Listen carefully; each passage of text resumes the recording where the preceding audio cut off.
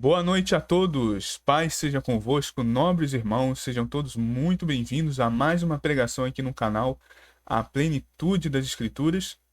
E o tema de hoje é o seguinte: a vitória de Gedeão e a confiança total em Deus, com base em Juízes capítulo 7. Então, meus irmãos, sejam todos muito bem-vindos, sintam-se todos à vontade em mais essa pregação da palavra de Deus. Peço que os irmãos possam deixar já desde agora o vosso like, possa compartilhar essa palavra que será muito importante para a nossa edificação em suas redes sociais, WhatsApp, Telegram, Facebook, onde os irmãos puderem, né, e quiserem, seus grupos, né, de família, de WhatsApp. E também, né, depois ao término dessa pregação, possa também deixar um comentário que essa palavra te edificou, falou em seu coração, ou um amém, um glória a Deus, seja como for, como quiserem. Então, meus irmãos, hoje o tema de hoje será com base na vitória de Gedeão, que está relatada em Juízes capítulo 7, né, a vitória de Gedeão sobre os Midianitas. E hoje o tema também como a confiança total em Deus. É um tema bem interessante, creio que muito importante para a nossa vida, né? Comunhão com Deus, a confiança que temos que ter com nosso Pai para vencermos, né, as batalhas diárias, vencermos o mal. E aqui, com a história de Gedeão, nos deixa um grande exemplo. Então vamos começar aqui, a apostila na tela.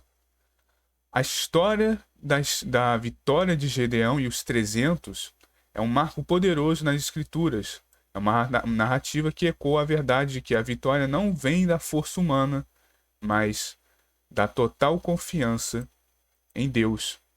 Em tempos de escuridão espiritual e opressão militar, Deus levanta Gedeão, um homem simples, inseguro e escondido, para libertar Israel do jugo dos midianitas. E ele faz de uma forma tão extraordinária que qualquer glória humana seria impossível, né? Então Israel, né, estava vivendo ali um ciclo de repetido, né, que marca no livro de Juízes, né, que era um ciclo de pecado, né, de opressão, clamor e livramento. E por 7 anos os midianitas oprimiam, né, o povo de Deus com crueldade, né, destruindo as plantações, deixando Israel sem sustento. Foi nesse contexto que Gedeão foi chamado, como vemos ali, né, um capítulo antes, em Juízes 6. E Gedeão, né, ele vivia uma vida bem simples, né? Nada comparado a de um guerreiro, né? Como nós conhecemos, né? Gedeão estava ali malhando trigo no lagar, um local impróprio para esse trabalho, pois era usado para pisar uvas. E ele fazia isso escondido, com medo dos midianitas. Mas Deus vê o coração. E o anjo do Senhor aparece e o chama de homem valente. E Gedeão, surpreso, questiona o anjo, mas Deus lhe assegura que estava com ele e que ele vencerá como um só homem. Olha aí, então, Gedeão ele vivia uma vida bem simples, trabalhava num lugar ali bem inapropriado, tinha um trabalho talvez até um pouco chato, né? Trabalhoso, bem complicado. E Deus vê o coração de Gedeão e ainda assim, né, meio Gedeão não, talvez, como diz, né, meio inseguro, não era ali um perfil clássico, né, de um guerreiro. Deus vê o coração dele e chama de homem valente. Então Deus é a mesma coisa, né? Deus ele vê o coração mais do que os olhos humanos, né, podem ver. Deus ele vê o coração, né? A história é até parecida com o que houve com Davi, né? Davi era um jovem homem, né, um adolescente, um pequeno, né, o menor de seus irmãos, mas Deus vê o coração, né, vê que ele era um homem segundo o coração de Deus, né? E ali Gedeão, a mesma coisa acontece com Gedeão. Deus convoca Gedeão e mesmo, né, após o chamado, Gedeão pede sinais para ter certeza da vontade de Deus. Ele coloca uma lã no chão, pedindo que apenas ela fique molhada e o chão seco. Depois pede ao contrário, né? Então ele pediu ali 2 sinais e ao contrário, né, que a lã ficasse o seca, né, e o caso são chão molhado, né, nesse segundo sinal. E Deus, em sua paciência, né, atende aos dois pedidos. E isso revela não incredulidade, mas um coração cauteloso e dependente de Deus. Então Gedeão queria ter a certeza de que era o Senhor que estava conduzindo tudo. Então interessante esse detalhe, né, que a gente vê ali na história, que Gedeão pede dois sinais, né? E muitos podem pensar que era apenas talvez uma incredulidade, né? Eu entendo que talvez isso tenha sido um coração, né, cauteloso ali, querendo ter a plena certeza, né, que era Deus que estava convocando ele para essa missão. E interessante que ainda tinha um anjo ali, né? Que um anjo apareceu a ele, um anjo de Deus, né? E o convocou, chamou de homem valente. Talvez, e mesmo assim, ele queria ter a plena certeza de que era realmente ali uma coisa vinda de Deus, né? Um chamado vindo da parte de Deus. Então você vê que realmente Gedeão tinha uma cautela muito grande, realmente queria que dependesse, né, totalmente de Deus. Algo que, por exemplo, a gente vê como que a importância, né, até um primeiro ensinamento, né, como é importante de sempre quando formos fazer algo, né, a gente tem que sempre pedir direcionamento da parte de Deus. E nos dias de hoje ainda é lícito, né, você em oração pedir a Deus sinais de que para que ele confirme tal uma obra ou coisa assim do tipo, se é da vontade dele. Você pode pedir oração, né, que Deus te mostre, pode ser em sonho ou algo assim do tipo. E Deus ele responde, né? Então, aqui Gedeão mostra essa cautela bem grande de pedir ali sinais a Deus, de fato era da parte dele. A gente vê isso ao contrário, a gente vê como que quando acontece quando a gente não pede o direcionamento de Deus, né? A gente vê na história de Josué, por exemplo, em Josué 9, quando os heveus eles se disfarçaram de um povo distante e vieram, né, até Israel, até Josué e seus homens, né, falando, não, a gente veio de terras distantes.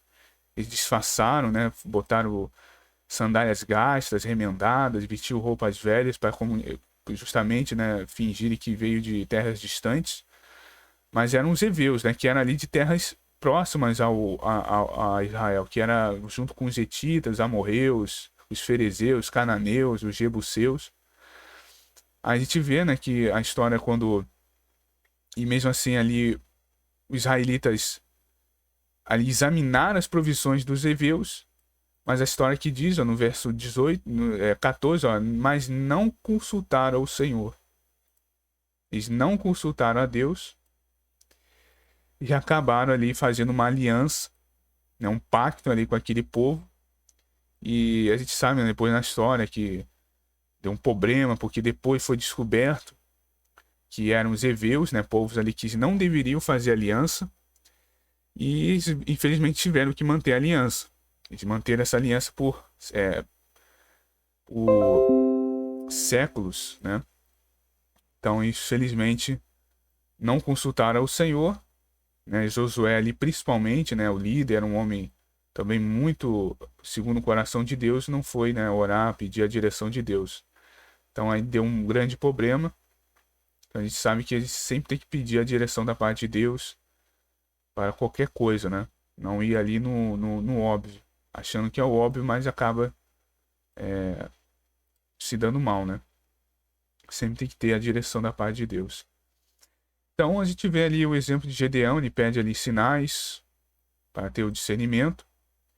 Então depois de Deus, né, confirmar, né, em seu coração que de fato era o chamado da parte dele, Gedeão então convoca um exército de 30 mil homens para lutar contra os midianitas, que eram cerca de 35 mil, como está dito em Juízes 8:10.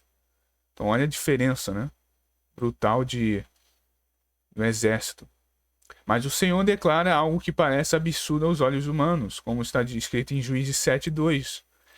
É demais o povo que está contigo, para que eu dê aos midianitas nas suas mãos. a fim de que Israel não se glorie contra mim, dizendo: a própria mão me livrou, né? A minha própria mão me livrou. Aqui está o primeiro grande ensino. Deus não divide a sua glória com ninguém. Ele não quer apenas livrar Israel, ele quer que o povo aprenda a depender exclusivamente dele. Por isso começa a redução. A gente vê que a redução, né? Os medrosos são os primeiros a ir embora, que foram 22.000, voltaram para casa. E depois Deus faz uma prova à beira do ribeiro. E esse segundo momento de seleção é muitas vezes mal compreendido. Quando a gente vê o teste, né? O teste que não era sobre os modos refinados de beber água, né? Que era o teste assim, né? Que aqueles que bebessem a água, né? Como um cachorro, né? Levando o rosto ao rio e bebendo, né? Ali, como fosse um animal, né? Esses seriam tirados. E aqueles que pegassem, né, a água, né? Como ali com as mãos, levando ao rosto, esses seriam selecionados. E muita gente não entende, né? Por que esse teste foi feito? E é muito mal compreendido, porque o teste não é sobre modos refinados de beber água, mas sobre a postura de prontidão e vigilância. Aqueles que se ajoelharam e mergulharam o rosto na água estavam vulneráveis, né? Alheios, né? E que passavam ao redor. Então imagina, a pessoa bebendo água desse jeito demonstra, querendo ou não, uma falta de vigilância, uma falta de prontidão. Imagina se a pessoa bebendo água desse jeito está vulnerável a levar um golpe, né, traiçoeiro do inimigo ou coisa assim do tipo. Então já ali Deus já olha no subconsciente da pessoa, já está demonstrando uma falha de postura, de vigilância.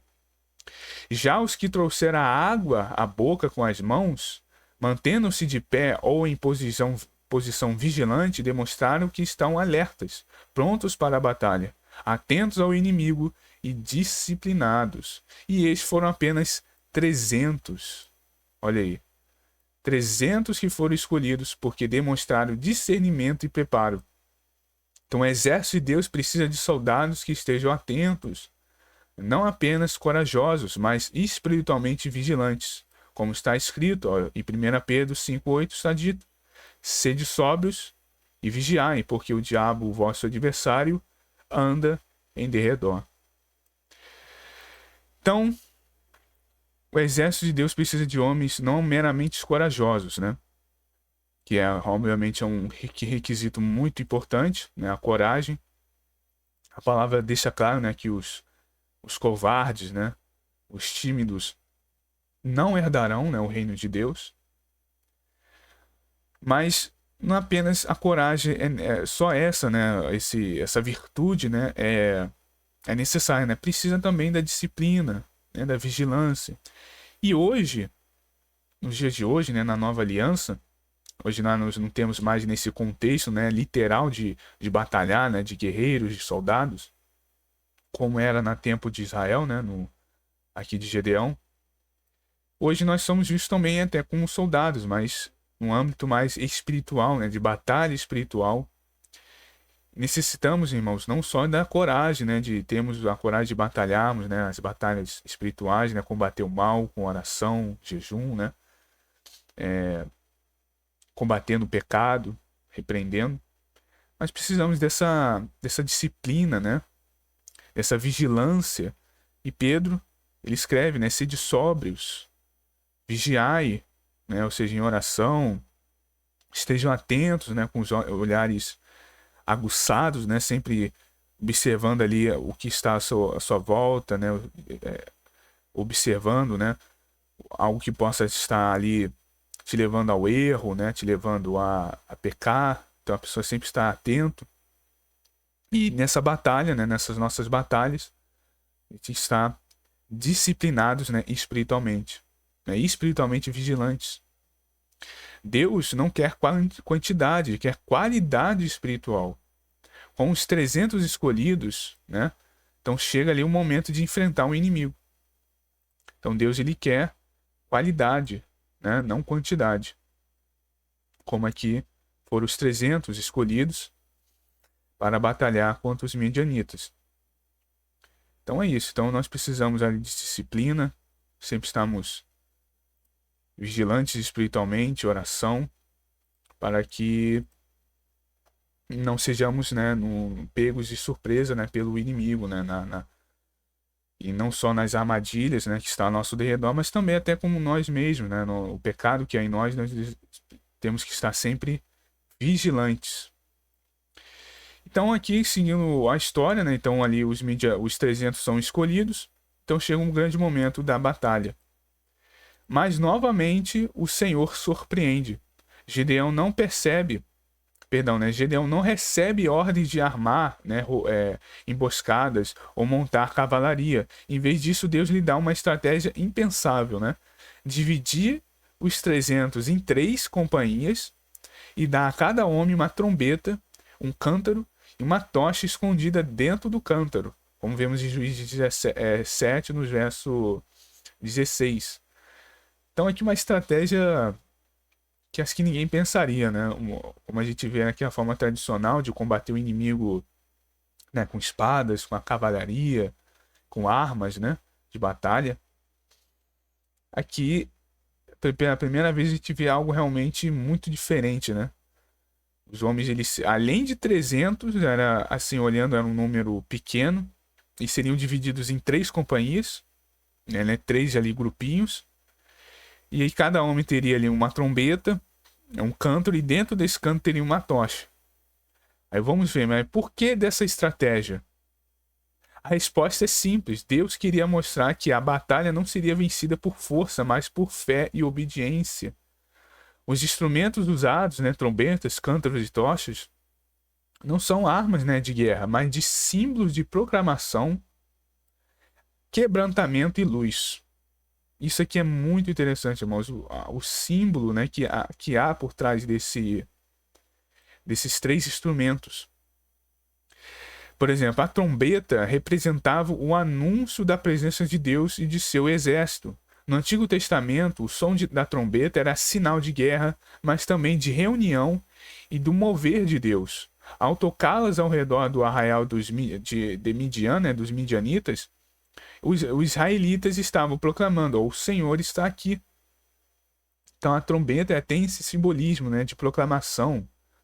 Além de ela ser tocada ali como também um sinal de guerra, no início de uma guerra, mas também ela também apresentava reunião, né, quando o povo precisava se reunir, quando havia as santas convocações, né? Então as trombetas eram tocadas, e o mover de Deus. E os cântaros, né, a gente vê até, por exemplo, esse simbolismo no próprio livro de Apocalipse, né? As 7 trombetas que anunciam, né, tanto o juízo de Deus como também o mover de Deus. Então, esse simbolismo também é bem presente nas escrituras. Os cântaros de barro quebrados representavam o aquebrantamento humano. Olha que interessante. E a luz só pode brilhar quando o vaso se quebrou. Isso aponta para uma verdade muito profunda, meus irmãos.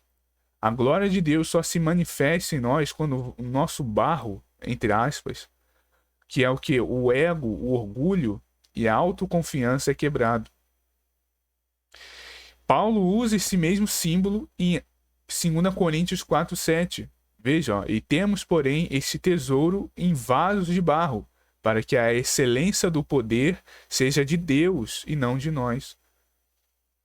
Então a tocha representa a luz do próprio Deus, que dissipa as trevas. Quando os 300 gritaram juntos, ó, a espada do Senhor e de Gedeão, Juízes 7:20. Então veja que interessante, então, esse símbolo que havia nessas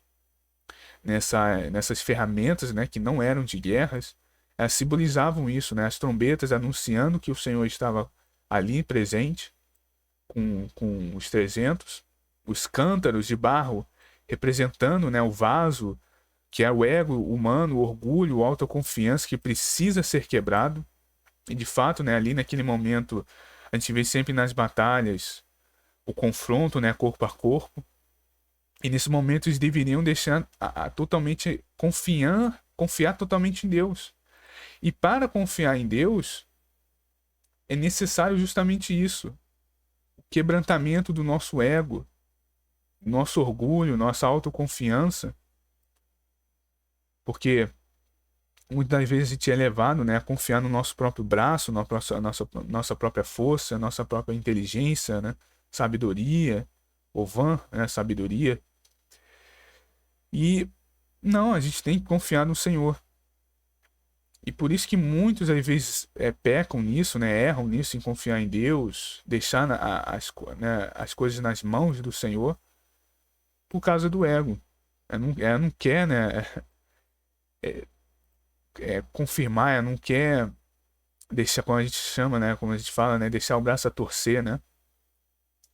Ela quer confiar em si mesmo, né, a autoconfiança, que é um perigo.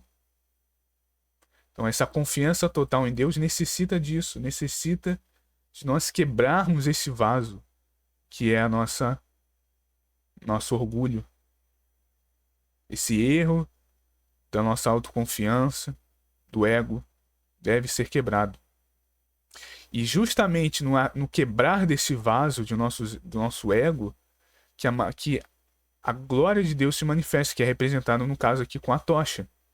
Então a tocha, ela vem a ser, né, a luz ali revelada, a luz do próprio Deus, dissipando as trevas, dissipando, né, esse pecado. Jesus, ele deu exemplo, né, de que devemos ser humildes, né, de coração, e a humildade está nisso, está nessa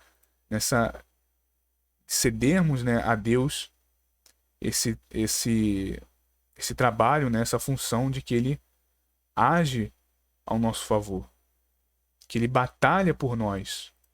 É o Senhor que peleja por nós. A vingança, né, está nas mãos do Senhor. Dele pertence a vingança, né, não a nós querer fazer justiça, né, com as próprias mãos. E assim por diante, né, tantas coisas que podemos deixar nas mãos do Senhor, ele resolverá. Então olha só que interessante como que esses três instrumentos, eles deixam um símbolo tão bonito, né, tão profundo, que vem nos ensinando isso, né. Então depois ao ocorrer, né, desse evento, então o arraial dos midianitas, né, entrou em pânico, em confusão, e começaram a destruir uns aos outros. Deus derrotou um exército de 135 mil com apenas 300 homens quebrantados, fiéis e obedientes. Então vemos aqui uma lição clara, irmãos. A vitória na vida espiritual não vem de estratégias humanas, mas da fé total em Deus. O segredo de Gedeão foi ouvir a voz de Deus, confiar, obedecer e deixar que ele fosse o guerreiro principal, o Senhor. Lembra da palavra, né? O Senhor pelejará por vós.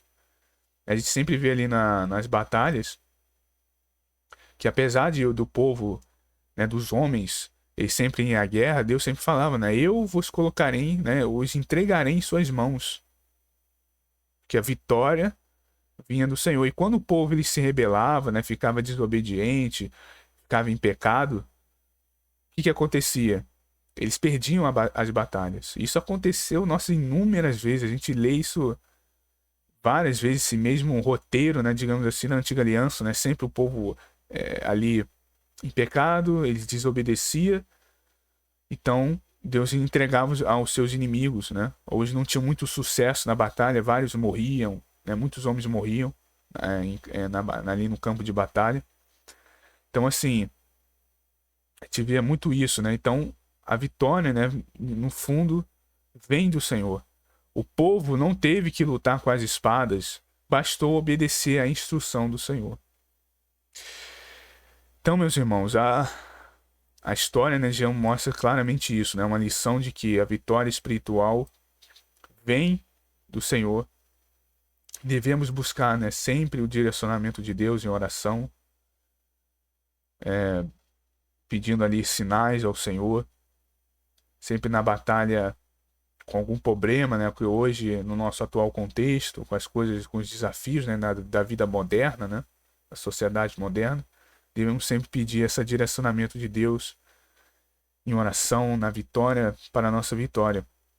Não vem de estratégias, né, de homens, estratégias às vezes da nossa parte, que às vezes muita gente se dá mal. né? Quando a gente quer levar em consideração a sabedoria humana, né?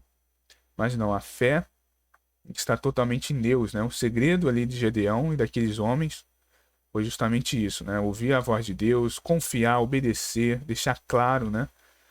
Que é ali bem claro que era o Senhor que estava ajudando. Então, nos dias de hoje a gente tem que fazer a mesma coisa. A gente tem que confiar no Senhor. A gente tem que obedecer a Deus, estar em vida de, né, de obediência, obedecer os mandamentos dele, obedecer os princípios, né? Estarmos ali em comunhão para justamente termos esse contato, né? E com o mover, né, do Santo Espírito de Deus, ele vai nos conduzir na sabedoria dele. E a palavra diz, né, o princípio da sabedoria é temer ao Senhor. Temer a Deus, o temor do Senhor é o princípio de toda a sabedoria. Então, devemos ter essa fé, confiar no Senhor, obedecermos a Ele, ouvir todas as instruções que a gente vê nas Escrituras, né, na palavra, os mandamentos, como que a gente deve viver, né, ali o manual, né, da vida. A gente tem que levar tudo isso em consideração e obedecer a Deus. Que com certeza com essa obediência, Deus irá nos dar a vitória. A gente vê isso claramente também em João 5, rapidamente, ó. 1 João 5, que traz aqui um princípio que está ligado a isso, que é obedecer os mandamentos de Deus, né? Que, ó, por isso consiste, né, o amor a Deus, obedecer aos seus mandamentos. Seus mandamentos não são pesados. Sabemos, né? Assim sabemos que amamos os filhos de Deus, se amamos a Deus e obedecemos os seus mandamentos. E em 1 João 3, é dito, né? Em 22, ó, se recebemos tudo o que dele pedimos, porque obedecemos os seus mandamentos e fazemos o que lhe agrada. Olha isso. Então esse é o princípio. Por que Deus deu a vitória a Gedeão? Porque Gedeão era um homem, era um israelita, né? Ali, um judeu piedoso, um homem confiante, e Deus, ali naquela confiança que eles tiveram, obedecendo, né, ao Senhor, deu a vitória. Seguindo ali as instruções de Deus, eles fizeram tudo certinho, né? Tudo ali bonitinho, como Deus deu as instruções, eles venceram. Então a gente hoje, num contexto nosso, é a mesma coisa. A gente tem que ler as escrituras, ver tudo que está dito, os mandamentos, tudo que a palavra de Deus nos diz que é certo e errado, os instrumentos que é necessário para a nossa batalha hoje espiritual, que é a vida de oração, de jejum, né, ali lendo a palavra. Com esses instrumentos hoje, nós podemos vencer, né, as nossas batalhas. Vencer o nosso ego, nosso orgulho, a nossa autoconfiança, quebrar esse vaso. É como a gente fala também, né, o Senhor é como aquele que molda o barro, né? Ele que deixa quebrar para reconstruir algo novo, um vaso de honra. Nós éramos antes, né, esse vaso de desonra, defeituoso, quebrado, né? Agora o Senhor quebra novamente tudo isso. Como diz a palavra, né, nos aquebranta ali na figura de linguagem, né, uma prosopopeia, né? Ele quebrar esse vaso e reconstrói um novo. Então é necessário deixarmos, né, sermos quebrantados por Deus, quebrar o nosso orgulho, nosso ego, nossa soberba, né, interior, e deixar que Deus, essa luz, né, do Senhor, possa brilhar dentro de nós.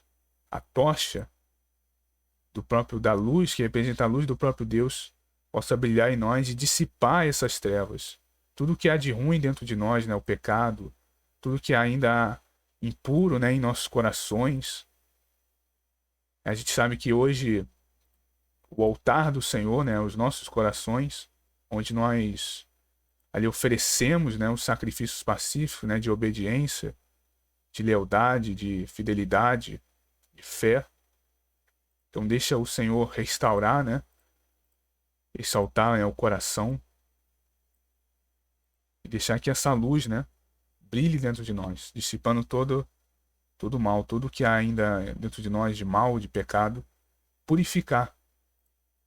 Então, essa é o simbolismo, né, tudo que nos traz com esse episódio do vaso, da tocha, da trombeta, né, deixando anunciar, né, o Senhor em nossas vidas, que o Senhor está aqui, né, está conosco. Então, essa lição, e o importante, o interessante também é observarmos o nome de Gedeão, o significado dele, né? Que o nome de Gedeão vem da raiz hebraica, né, gada, que significa cortar, né, ou derrubar, ou abater. Ele pode ser traduzido como lenhador, né, ou destruidor. Isso conecta diretamente com o seu primeiro ato de fé, derrubar o altar de Baal. Gedeão também era conhecido como Jerubbaal, como vemos em Juízes 6, dos versos 25 ao 27. Gedeão é chamado para ser um cortador de idolatria, um destruidor de falsos deuses. Ele começa a missão de libertar Israel quebrando os altares errados em sua casa, em sua própria casa. Olha que interessante. Então, isso demonstra claramente também, né, que antes de qualquer coisa, nós somos convocados, né, por Deus para realizarmos a obra dele, para realizarmos um chamado dele. Antes de irmos batalhar, né, aí usando também uma figura de fazer, né, a obra de Deus, aquilo, a gente primeiro tem que olhar até para a nossa própria casa. Olha só que interessante. Ele começa o chamado dele cortando a idolatria dentro de sua própria casa. Ele começa a missão de libertar Israel quebrando os altares errados em sua própria casa. Então aquilo, né, até aquele leva aquele princípio, né? As pessoas querem ajudar todos, né? Quer salvar, quer deixar um mundo melhor, mas ainda nem a pessoa nem arruma a própria cama, né? Digamos assim. Então, antes de seguirmos, né, querer partir, né, para a batalha, precisamos ainda começar como nós mesmos, com a nossa própria casa, o nosso próprio lar. Sempre começa conosco, né, em nosso lar, em nossa casa, em nosso exterior. Mas Jerubbaal, por exemplo, depois de destruir o altar de Baal, as pessoas lhe deram esse nome, que significa aquele que contenda com Baal, ou a que Baal lute contra ele. Era como dizer, né, se Baal é Deus, que eu defenda, né? E como esperado, nada aconteceu, pois Baal era apenas um ídolo vazio. O nome Jerubbaal se tornou um testemunho vivo da autoridade de Deus sobre toda a idolatria e da importância, né, da impotência, perdão, dos falsos deuses. Então é muito interessante isso. O nome, né, de Gedeão, no caso era Gedeão, com o significado de abater, né, destruidor, né, o lenhador. Ele começou ali a sua missão destruindo primeiramente, né, esses idolatria, esses ídolos, né?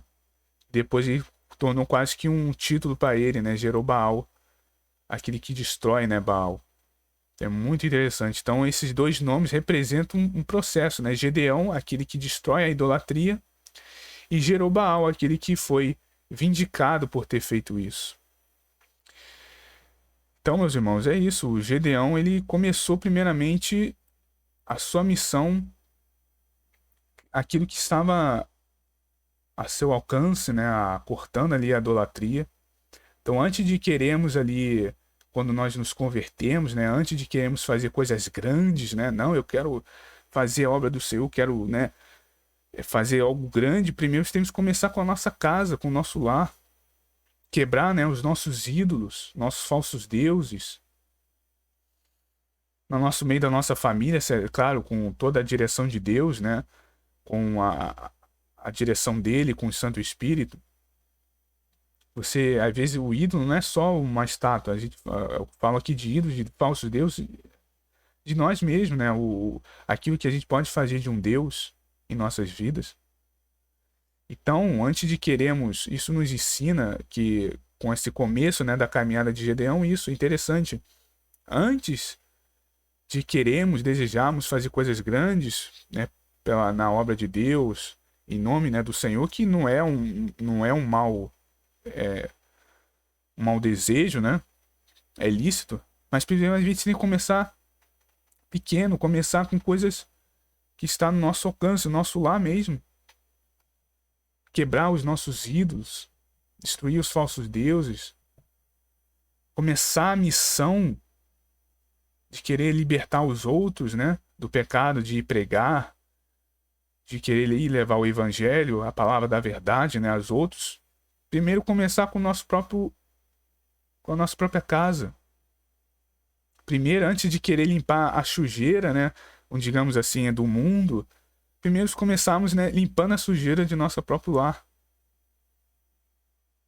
Então é interessante isso, né? Existe até como eu tinha dito anteriormente, existe até a frase, né, famosa, a pessoa que fala que a pessoa quer salvar o mundo, né? Quer ajudar o mundo, mas não arruma a própria cama, né? Digamos assim.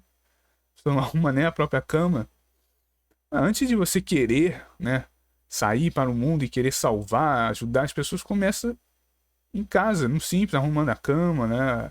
Ali fazendo o que deve ser feito primeiro no próprio lar. Então isso é bem interessante usando esse paralelo, que me veio à mente isso, né? Que Gideão, antes de ele ser chamado para essa grande missão de libertar o povo de Israel dos midianitas, da opressão dos midianitas, e primeiro começou com algo mais simples, né? Acabando ali com a idolatria em seu próprio lar, cortando, né? Destruindo esses ídolos. Possamos começar sempre primeiro em casa, destruindo os nossos ídolos, aquilo que a gente às vezes faz de um Deus. Às vezes começando com a nossa própria família, evangelizar a família, ajudar a família, para depois a gente querer, de fato, né, partir para algo maior, sempre com a direção de Deus. E também, chegando aqui ao término, o nome de Gedeão aparece em Hebreus 11:32, entre os heróis da fé. Olha que interessante. Nós vemos ali em Hebreus, no verso 32, ali, ó, o texto menciona homens que pela fé venceram reinos, praticaram a justiça e alcançaram as promessas, e fecharam a boca de leões. Já vamos ali rapidamente Hebreus 11, verso 32 está dito. Aqui, ó, e quem mais direi, ó? Não tenho tempo de falar, ó, de Gideão, Baraque, Sansão, Jefete, Davi, Samuel e os profetas, né, que quais pela fé, né, conquistaram reinos, praticaram a justiça, alcançaram o cumprimento de promessas, fecharam, né, a boca de leões, apagaram, né, o poder do fogo, né, escaparam do fio da espada e muitas outras coisas, né, muitos feitos, né, grandiosos. Então Gedeão aqui ele é mencionado, né, está aqui no hall, né, dos heróis da fé, também junto com Raabe, Abraão, Enoque e muitos outros. Então, Gedeão ainda depois, né, milênios depois de todo o seu feito, de todo o que ele fez, ele foi lembrado como um herói da fé. Ainda mais intensificando, né, esse fato de ele ter confiado, tido fé em Deus e se firmado, né, no Senhor. Gedeão está entre aqueles que, porque mesmo com medo no início, ele confiou plenamente em Deus, obedeceu e foi instrumento de vitória. A sua jornada do medo à fé é uma inspiração eterna para todos nós. Então Gideão começou dessa forma, né? Ele tímido, com medo, não muito confiante em si mesmo. Mas justamente nisso, irmãos, quando às vezes a gente sente, né, muito não confiantes em nós mesmos, não há problema, a gente deve confiar no Senhor.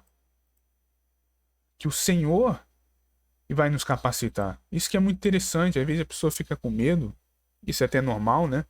Às vezes inseguro, porque a pessoa ela não confia na sua própria capacidade, mas é aí que a gente tem que pegar essa confiança e jogar e colocar ela em Deus. Por quê? Porque é aí que o Senhor, ele vai, com todo o poder dele, nos capacitar para a obra, nos capacitar para aquilo que ele está nos chamando. E hoje vale para qualquer coisa. Às vezes a pessoa está sendo chamada, por exemplo, para pegar a palavra, e às vezes está insegura. Poxa, ela fala, nossa, eu não me garanto não, eu não sei pregar não, eu não tenho talento para isso não, eu não sei falar em público, eu falo mal, né, o gaguejo, essas coisas, né? Mas quando a gente pega essa confiança, a gente tira essa confiança e coloca no Senhor, né? Aí o que acontece? O Senhor, ele vai nos capacitar para isso. Se Deus está te chamando, está nos chamando para algo, para um chamado, para uma missão, né, né, em nome dele, ele vai nos capacitar para isso. Então eu já vi, por exemplo, na minha caminhada mesmo cristã, isso agora levando como exemplo, eu jamais imaginaria que um dia, né, eu estaria ali aqui com um canal no YouTube, trazendo, né, estudos, pregações sobre vários assuntos bíblicos, né, pregações. Jamais imaginaria, eu não achava que eu sabia falar ou coisa assim do tipo. E olha, né, eu aqui, né, falando para dezenas de pessoas, né, centenas às vezes, como às vezes aqui no YouTube os vídeos chegam a 200, 300, 400 pessoas, até já, como aqui no canal chegou até 1000 e poucos. Então, tá, estou aqui, né, graças a Deus, pela graça de Deus, que me capacitou para isso. Se eu tivesse me levado, né, deixado me levar com um pensamento, né, de insegurança, me esconder, não, porque eu não sei isso, porque eu não sei fazer aquilo, eu não estaria hoje aqui realizando a obra, né, de Deus. Isso vale para outras coisas, né, evangelização, uma pessoa que tem um dom de ser um missionário, né, um irmão que é missionário, e tantas outras coisas que podem ser feitas, né. Então a gente tem que tirar nessa, né, de essa confiança, pegar a confiança e jogar em Deus, que Ele nos capacita, nos transforma, né, nos molda, quebra o vaso antigo, né, faz um outro vaso de honra, Ele destrói, né, e faz o novo e nos capacita para algo muito maior. Tirar essa insegurança de nós, né? Parar, né, de querer talvez nos esconder, né? Então é isso. Então é aquele que confia no Senhor, né? Então, sua jornada de medo, né, é uma inspiração para todos nós. Essa jornada de medo para a fé.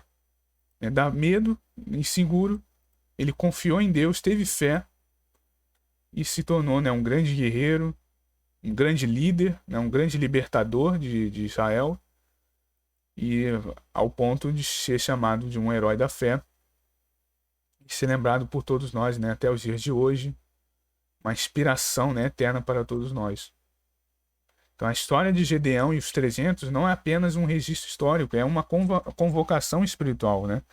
Em tempos hoje que vivemos, né, em tempos de crise, Deus ainda busca homens e mulheres que confiam totalmente nele, que estejam dispostos a viver não pela lógica humana, mas pela fé viva e obediente. Gedeão começou como um homem comum, cheio de dúvidas, escondido num lagar, malhando trigo em segredo. Mas o Senhor o chamou pelo que ele ainda se tornaria. O Senhor é contigo, homem valente. Juízes 6, 12.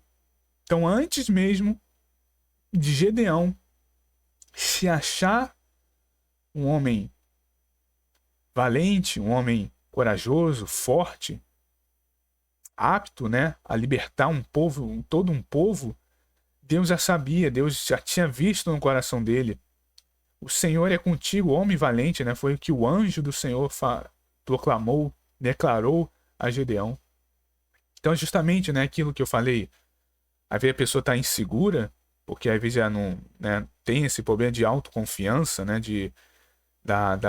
perdão, a pessoa não confia, né, ali acha que não é capacitada, melhor dizendo, né, para aquilo, mas Deus já sabe. Por quê? Porque ele é Deus que capacita, Deus né, que nos transforma, nos dá ali os insumos necessários para aquela obra. Então o Senhor é conosco, homens e mulheres valentes que batalham, né, todo santo dia. Assim é conosco. Deus não nos vê apenas como somos, mas como Ele pode nos transformar pela sua graça e poder. Foi assim com muitos, né? Até com o próprio Davi. Davi, novamente, né? Davi era um menino franzino. Muitos não desacreditavam dele. Mas não vê apenas como somos, como os olhos, né, humanos podem nos ver, mas como ele pode nos transformar com sua graça e poder. É exatamente isso. Então a gente pode, né, sair dessa insegurança, sair desse medo, sairmos né, dessa forma de agirmos às vezes, né, de ficarmos na simplicidade apenas, sermos inseguros, mas confiar em Deus, trazer a confiança, depositarmos nossa confiança no Senhor, que Deus ele vê com os olhos dele o que ele ainda pode nos transformar. Né? Em Romanos 8, perdão, em Romanos 4 diz, né, que o Senhor chama à existência aquilo que ainda não existe. Então o Senhor ele vê com os olhos deles, com os olhos dele, né, com a sua presciência, o que ele pode nos transformar ainda. Como ele pode nos transformar com o seu poder, com a graça dele. Mesmo Deus que levantou Gedeão, ele quer levantar todos nós. Levantar você para guerrear as batalhas certas do jeito dele e com os recursos que ele provê. Neste tempo em que o mundo se gloria de suas forças, números, estratégias e aparências, o Senhor ainda está formando um exército de 300. Não necessariamente em número, né? Que é uma forma figurada de falar, né? Mas em caráter. Um povo que vigia enquanto os outros dormem, se mantém sóbrio, né? E quando muitos se embriagam, né, com este mundo.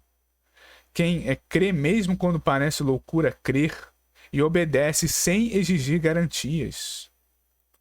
A pessoa não tem essa de pedir garantias, né? Ela obedece, é um servo obediente. Quebra os seus cântaros para que a luz do Pai das luzes brilhe através de sua fragilidade. A vitória de Gedeão é um espelho profético da nossa caminhada cristã. Não somos chamados para vencer com a glória própria, mas para sermos instrumentos de uma vitória que é unicamente do Senhor. A espada não era de Gedeão, era do Senhor. A estratégia não era de homens, era divina. A glória não podia ser compartilhada, né? Era toda do Altíssimo. E assim, a pergunta que ecoa hoje é: você está disposto a ser contado, né, entre os 300? Não espere que tudo esteja favorável. Deus, muitas vezes, reduz as fileiras e seca os recursos e elimina os apoios apenas para ensinar a você que Ele é o suficiente. A confiança total em Deus não nasce da abundância, mas no deserto.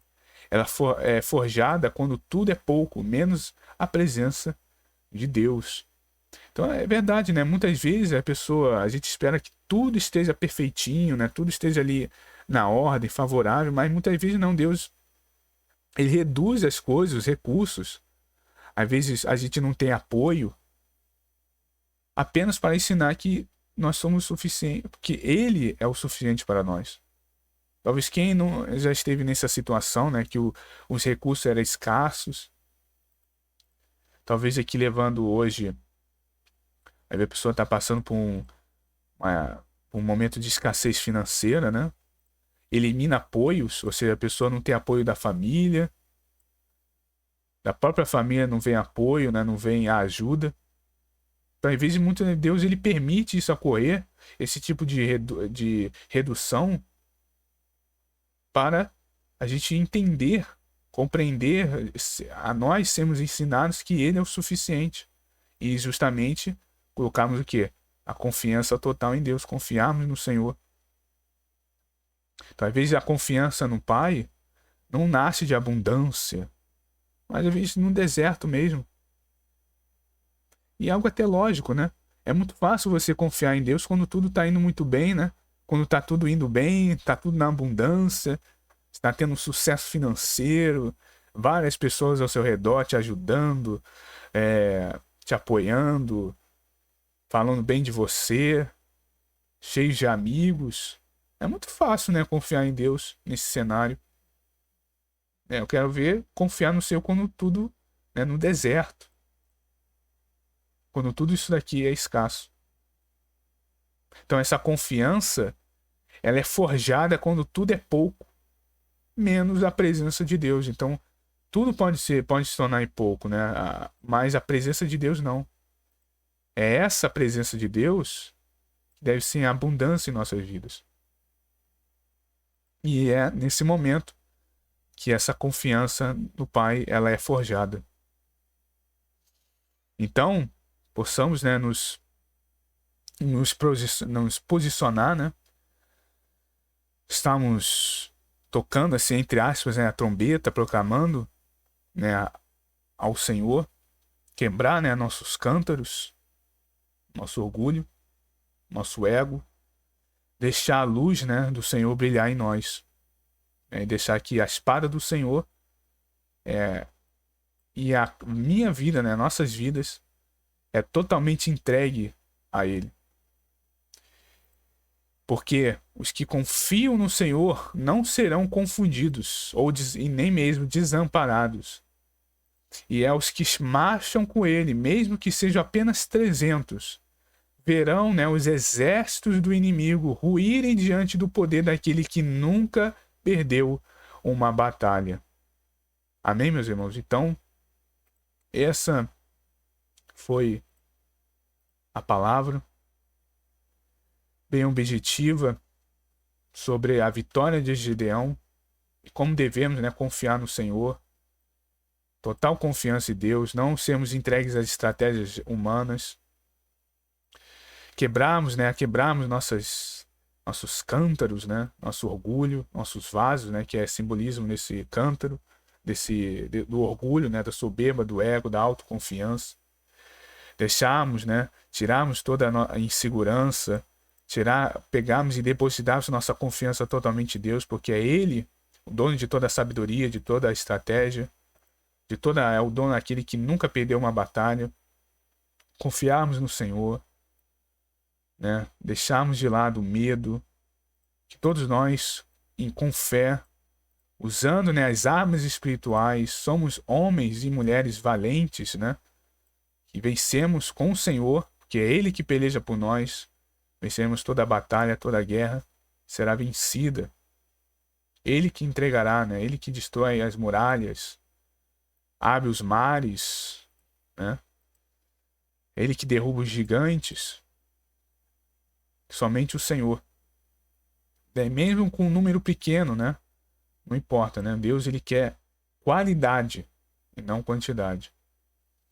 Sempre buscarmos a direção do Senhor, né? Pedir sinais, em sonho, ou em confirmações, ou através de irmãos, né, que tem ali, qualquer forma, né, como Deus ele tem nos revelado, né, tem como nos revelar a vontade dele. E é isso, né, meus irmãos, é confiar totalmente no Senhor,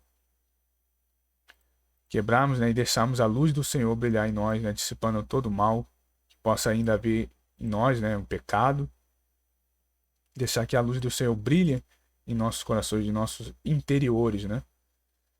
Então é isso, meus irmãos. Espero que essa palavra tenha edificado, compreendido a mensagem de hoje.